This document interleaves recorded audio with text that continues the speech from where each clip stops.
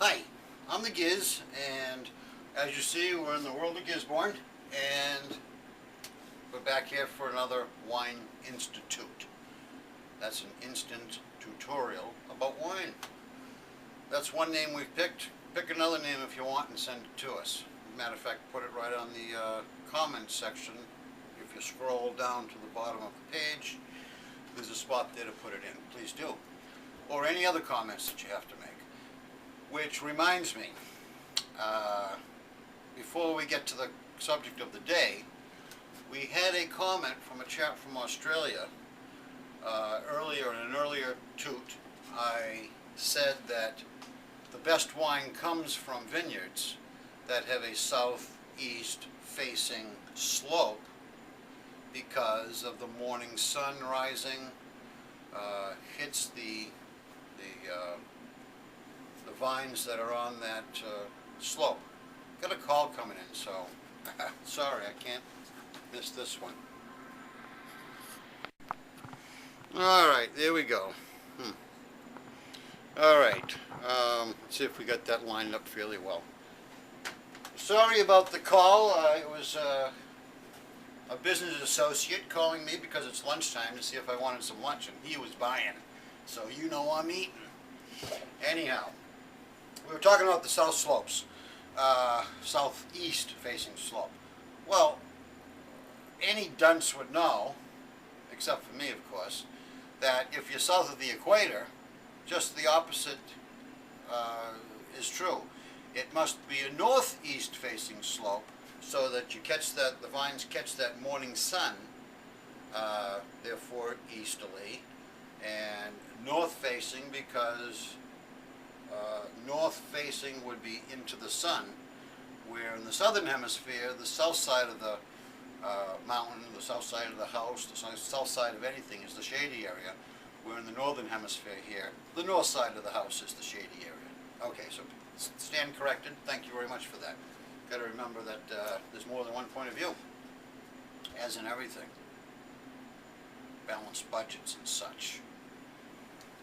Balanced budgets. So we were going to, we finished up talking about the White Zinfandels, I think, on the earlier institute. And I think what I'd like to talk about today is, on my travels throughout the wine world, I had one of the most enlightening and interesting trips to South America, to first Buenos Aires, where, talk about a city of life. I went there for a wedding that was held in the Defense Ministry Rotunda, and it was just an unbelievable event. I, the Giz, had to go home about 4:30 in the morning because I danced myself out for 5-6 hours, and I couldn't stand up anymore.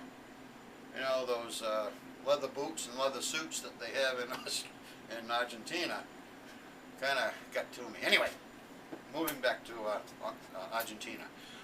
Buenos Aires, as you may know, is on the east coast of Argentina. On the west border of Argentina is the Andes mountain chain. Just over the Andes is Chile. And there's not an awful lot of space between the mountains and the Pacific Ocean. Not to be specific ocean, Pacific Ocean. So Chile has some very good wines as well, but they get a lot of moisture in Chile, so they have some issues that Argentina does not have to deal with. Mendoza, which is a state, there's 25 states in Argentina. It's about a country it's longer than the United States, not quite as wide, but it's about, I think, twice the size of Texas, is what I was told. Mendoza is the Napa Valley. Mendoza is the Bordeaux of Argentina. And believe me when I say this, Mendoza, I believe, produces better wine for the money than either of those two other regions or most other regions in the world. There are many microclimates in the world that produce grapes that are better, personal critique than the way expensive grapes that are produced in those expensive land valued areas of Bordeaux, Napa Valley, the Côte d'Or, or the Côte du Nuit of Burgundy, some of the Tuscan area of Italy.